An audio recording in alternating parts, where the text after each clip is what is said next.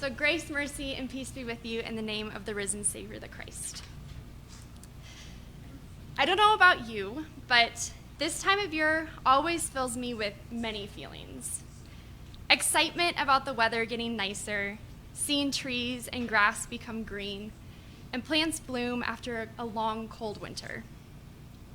I love spending time outside, and it has been so refreshing to be able to take walks in the afternoon after I get all my work done for the day. I also love that the daylight lasts longer. And although this new season is exciting, it also comes with anxious feelings because it is a time of transition. While transition does bring the nice weather and longer days, it also comes with endings.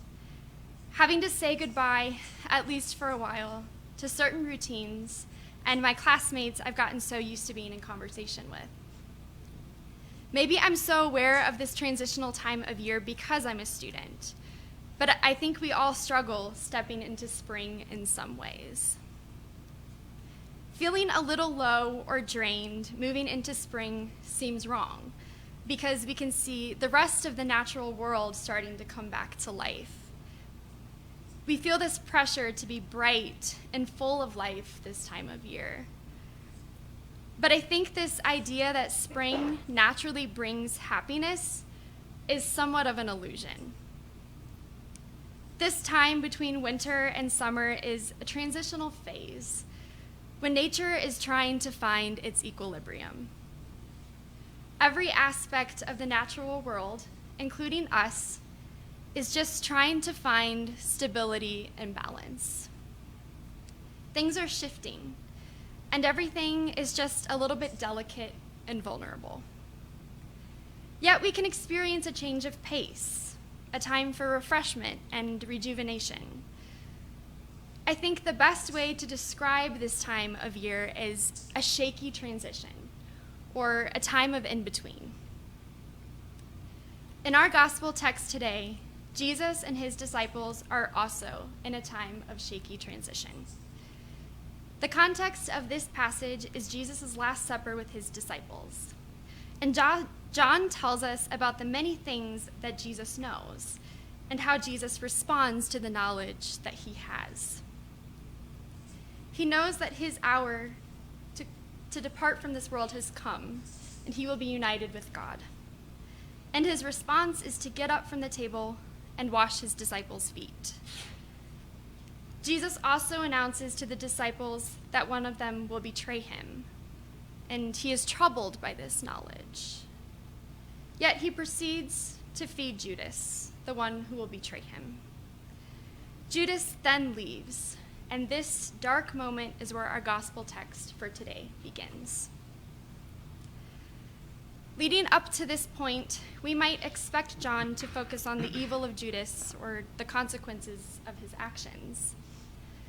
But instead, he focuses on Jesus' mission and preparing his disciples to carry on Jesus' ministry.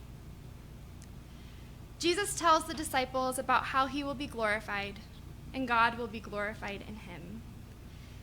He also tells them that he will be with them only a little longer, and they cannot follow him to where he is going. Jesus must give the disciples the hard news that he will no longer be with them.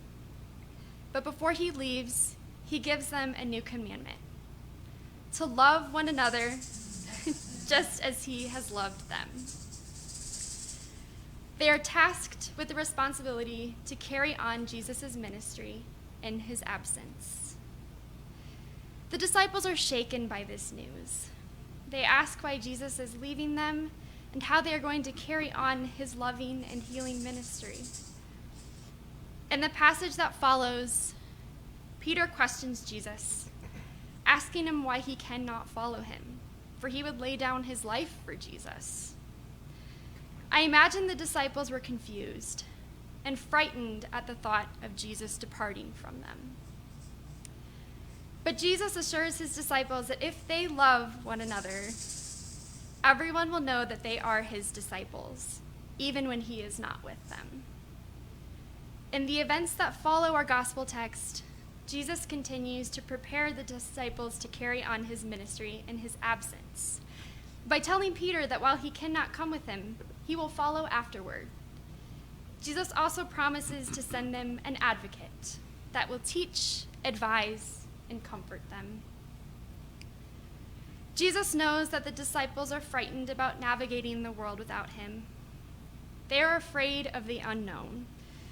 But he continually reminds them that even though he will no longer be physically present with them, they will not be abandoned. Throughout his ministry, Jesus teaches his disciples about God's love through the way that he heals the sick, feeds the hungry, and clothes the naked. Jesus provides life in situations where society thinks there can only be death. And he tells his disciples and us that we can do this too. The future is unknown and frightening, but it is in this uncertainty that the disciples find hope.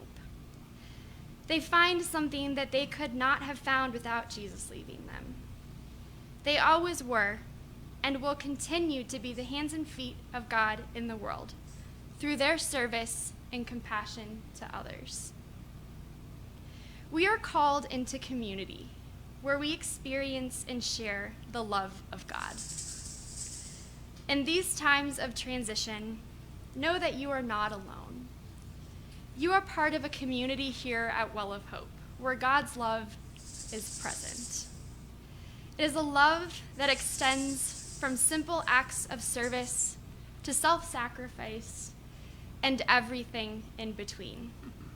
It is a love that will sustain you on your journey. While spring always comes with change, this year is especially different from me. Not only am I finishing up a school year, but I'm finishing up a degree program. On June 3rd, I will be graduating from Iliff School of Theology. And for the first time, I am not going back to school in the fall. The familiarity and steady constant of being a student will soon be gone. And I'm now stepping into the unknown, just like the disciples did and had to when Jesus left them. But even though my future is unknown and I'm experiencing a huge transition in my life, I am grateful. I am grateful for the love and support I receive here from all of you at Well of Hope. That reminds me that things will be okay, even if I don't have a solid plan right now.